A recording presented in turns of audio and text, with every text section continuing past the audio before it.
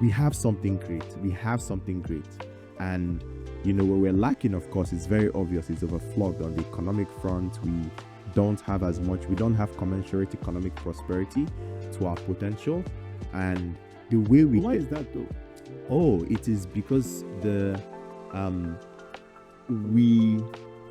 don't want to sound philosophical about this, but it's very easy to see when you interact with the average I would say Nigerian, because I'm very well versed. I spend time with thousands of young people every month. A lot of people don't know who they are. A lot of people don't know what they are capable of. And so they are so susceptible to, I guess, lies that they tell themselves, but that other people also tell them, for you to be successful, you cannot do that legitimately, or, there's this just gross sense of nihilism. A lot of people are living their lives as uninvolved spectators. That is one of the biggest problems. A lot of people are living their lives, a lot of young people are living their lives as uninvolved spectators. There's this concept of just learned helplessness. Learned helplessness. You're just helpless. No, I'm helpless. Like, oh, I'm just waiting for good things to happen to me. And it's, my boss is terrible. The government is terrible. My parents are terrible. My boyfriend is terrible. Everyone is terrible but you. So what are you doing about that? There's not a lot of capacity for self-reflection.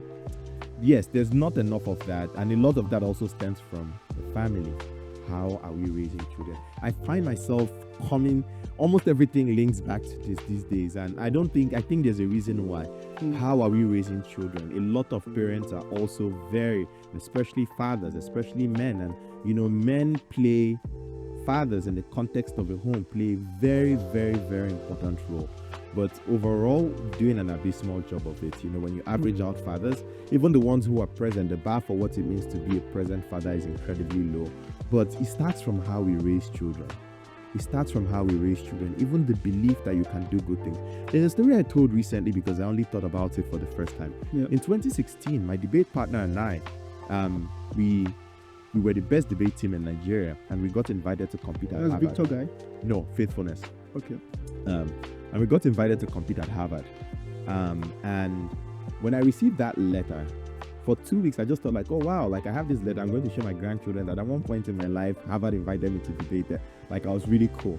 I never for once thought of like, the potential of going. And 2 weeks after, Faithfulness came to my house in Calabar. So he was talking to my dad and he mentioned it. I'm like, oh yeah, Daddy, that's true. By the way, I went and brought the letter and showed my dad. And he's like, why have you not told me all this while? Because I didn't think so. I didn't think it was important. And when he looked at the letter and he looked at me and he's like, you will go. That was the first time I thought I could go. It was only after he told me that, and not because he had the money to send me, by the way. And I knew that, where are we going to get all this money from? That was the first time I went to Google how to get a US visa. All the while, I never thought I would. And so, imagine I did not have my father in my life. I did not have someone like that to say, oh, you would do this. Like, I didn't know how much I needed that. I didn't know how much you need a masculine figure to. And that's just one very small example. I think fathers, is the job of fathers to set standards. You start in families, but also to set standards in society for what excellence looks like, for what you should aspire towards. And that's why my dad and I butt heads a lot when I was doing badly in school, because I was falling short so badly, for the standard that was set of me.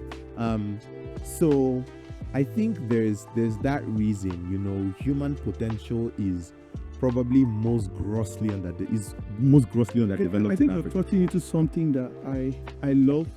You've spoken a lot about parenting. Yeah, you're getting that. Yeah. To talk about how soon you're joining that group.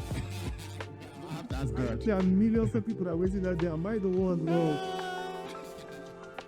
Can't wait to find out too. It's not about the sisters or who's your prayer points they've been putting on it, but let's even talk about the parenting itself.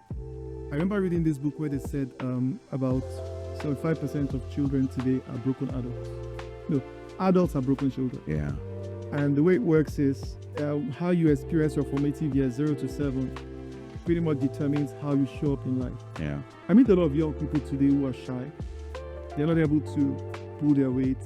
Some of them are people who have just locked themselves out of opportunities because the way they were raised didn't offer them the experience to fully form. Yeah.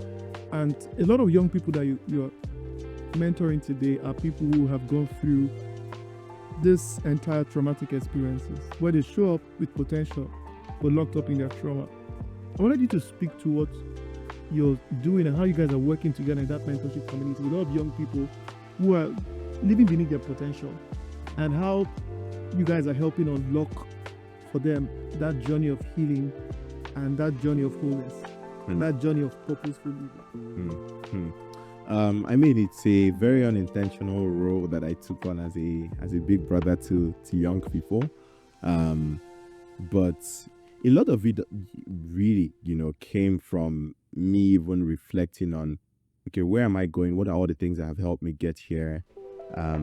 What am I seeing people not do that I think they should be doing? And it tugged on my heart for at least 2 years before I even started to make any motion in that regard. And I think maybe that's also a good source for motivation to do things. When something obsesses you and you can't let go, you don't even know how it obsesses you. So that was the obsession that, I think I was possessed by. How do we get young people to, to take responsibility for their lives? Because that's what it boils down to. Are you willing to confront despair? Are you willing to take responsibility? Do you understand that there's nobody who is coming to save you? It's like past the point, maybe when you're 18 years old, there's absolutely nothing your parents can do to, shape your future in one direction or the other. It's all on you. It's all on you. It's on the decisions that you make, especially if you don't come from an incredibly wealthy family. But even if you come from an incredibly wealthy family, all they can do is give you money, but that has no bearing on your destiny. So it's all on you, and there's no one who is coming to save you. But I don't think many people go on that journey of maturation early enough, and it's not their fault. I'm saying this with a lot of compassion because it requires a lot of tools, it requires a lot of even practical knowledge, skills, and I think we need to read more as a culture, because a lot of answers we need, if you read 1 or 2 books, you're like, wow, I found the answer to something I've been dealing with for a very long time. And so one of the things I do, because I try to read quite a bit, is there's a lot that I learn and try to distill it in hopefully ways that people understand it. I use my social media for that. I do that a lot in person too. I'm doing a public lecture series this year that's themed, what should young people do differently? And I don't know the answer, but I'm doing this selfishly. Through these lectures, I'm trying to figure out what the answer is. So last month in January, the topic was identity, and I went as deep as I could on the subject of identity to prepare for a 1-hour talk on average. Read a number of books, synthesized it, put my thoughts together. This month we're focused on career. Next month we're focused on purpose. The month after, I think we're doing habits, we're doing money, relationships, faith, fear. So all of these things that every young person is dealing with. So why are we all acting like we're not, and we're all posturing on Instagram and pretending that our lives are like perfect, and we're living this picture perfect lives and we're on vacation? Like it's all a lie. Like can we be serious for a second? We've not earned a lot of the lottery, and I don't mean as a culture.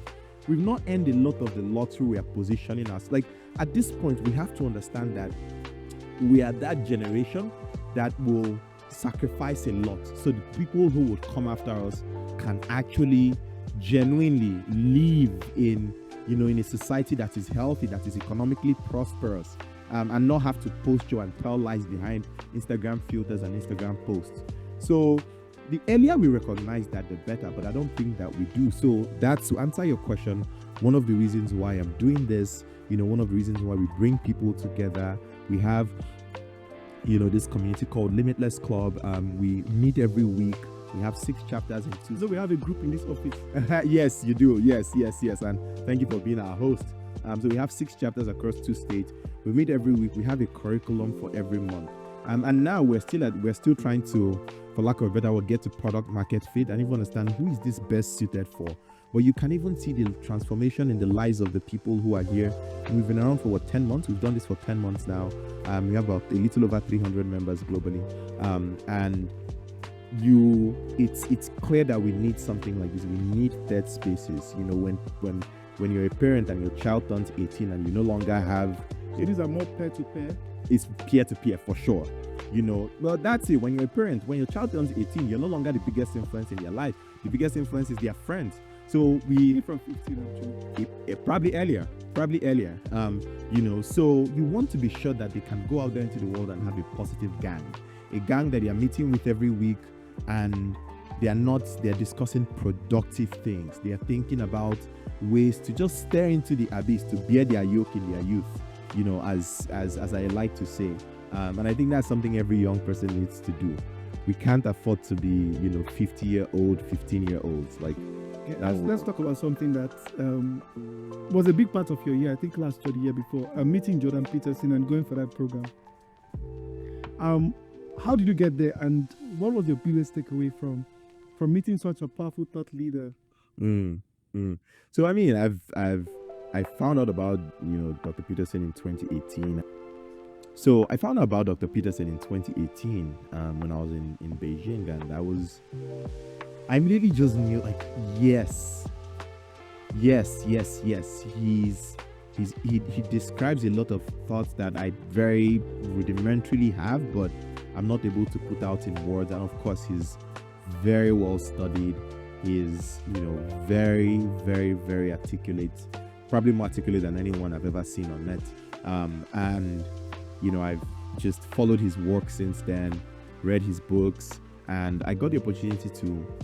So he started this thing called the Peterson Academy, where he's trying to disrupt traditional universities education because he's run into many challenges with them, which I very much agree with. And the idea for that is to get the best teachers in the world to teach whatever they are interested in teaching, and have access to an audience in the hundreds of thousands and at some point millions of people, and people can learn from the best teachers in the world, without filters, without political correctness, without time constraints. 40-minute classes.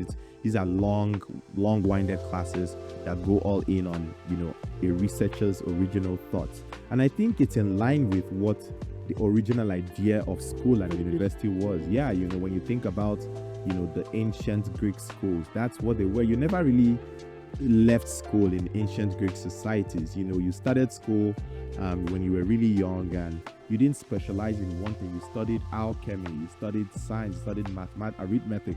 So you did that for years.